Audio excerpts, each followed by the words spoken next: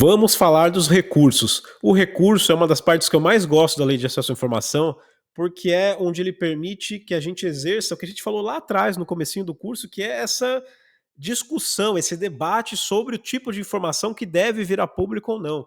Muitas vezes o Estado entende que a informação é sigilosa, que ela não pode ser divulgada por N razões. Mas a gente, como cidadão, sempre acha que aquela informação não, precisa vir a público, tem interesse público, vai ajudar a modificar uma política, vai ajudar a sociedade a entender alguma coisa que não está muito clara ainda, né? Então o recurso ele é muito importante para que é essa trincheira do acesso à informação e que a gente consegue de fato ter alguma discussão ali com o órgão público. Existem várias etapas do recurso, né? Quando a gente recebe a primeira resposta, né? Você vai lá, segue tudo que a gente conversou na primeira parte desse curso, registra o seu pedido. Esse pedido vai ser atendido pelo SIC, o Serviço de Informação ao Cidadão. Geralmente tem ali uma pessoa, às vezes uma equipe de pessoas que é responsável por pegar a sua pergunta, descobrir qual é o departamento, qual é o setor naquele órgão que é responsável pela resposta e fazer toda a tramitação para que a resposta chegue até você nos 30 dias, que é o prazo da Lei de Acesso à Informação para ter alguma disponibilização de informação, né?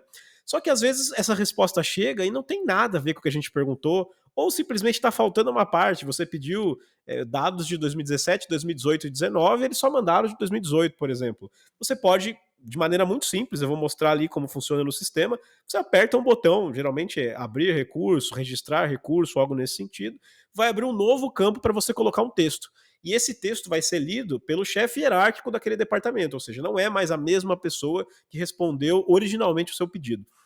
Esse chefe hierárquico depende muito de qual órgão público a gente está falando, né? Mas em geral vai ser a pessoa que é responsável pela seção, pela área em que aquela informação que você pediu estava. Então, se, por exemplo, for o departamento de logística do Ministério da Saúde, vai ser a chefia do departamento de logística, ou pode ser, de acordo com a estrutura do órgão, algum outro lugar, mas vai ser sempre alguém num cargo mais elevado.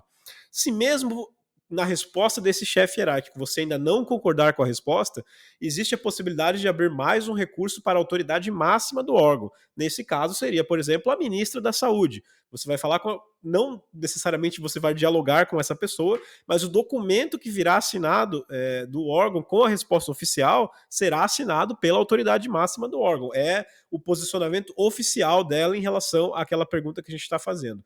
Toda essa tramitação tem um certo prazo. Então, cada vez que a gente abre um novo recurso, o órgão tem 5 dias para responder. E quando chega a resposta, a gente tem mais 10 dias para ver se a gente concordou com essa resposta ou se a gente quer abrir uma nova reclamação. A partir do momento que a gente chegou na autoridade máxima do órgão, não acabou o processo. A gente ainda pode, se achar necessário, abrir mais um ou dois recursos. E a vantagem desse momento é que eles saem da estrutura do órgão e o seu pedido sai da estrutura do órgão e vai para uma outra instância. Nesse caso, a gente está falando do governo federal nessa imagem, é a Controladoria Geral da União. Se a gente estivesse falando de estados e municípios, geralmente existe ali uma ouvidoria do município, uma controladoria do estado, geralmente são nomes, cada estado adota uma estrutura diferente, né? Mas em geral, a ideia aqui é que a sua reclamação, o seu pedido que não foi atendido, seja avaliado de forma técnica por alguém que não está dentro do órgão. Porque o objetivo aqui é que haja uma certa independência, que seja uma avaliação técnica que diga, olha, de fato, o que essa pessoa está solicitando é uma informação pública e, portanto, o órgão deve fornecê-la. É uma espécie de tribunal da transparência. Essa informação é pública, tem que ser fornecida. Essa informação não é pública, deve de fato ser mantida em sigilo. Então é aqui que geralmente as coisas interessantes, né, acabam acontecendo, porque muitas vezes quando você abre o primeiro e o segundo recurso, eles são avaliados por pessoas que pensam mais ou menos igual, que têm ali meio que a mesma ideia de publicidade de determinada informação, né? Enquanto que quando você chega nessa instância externa, a avaliação vai ser um pouco mais independente, um pouco mais olhando para o interesse público de fato da divulgação dessa informação. Claro que pode haver opiniões diferentes aí sobre o funcionamento da CGU, mas em geral tem esse papel de caráter técnico, né, de ser uma avaliação isenta de questões políticas, enfim.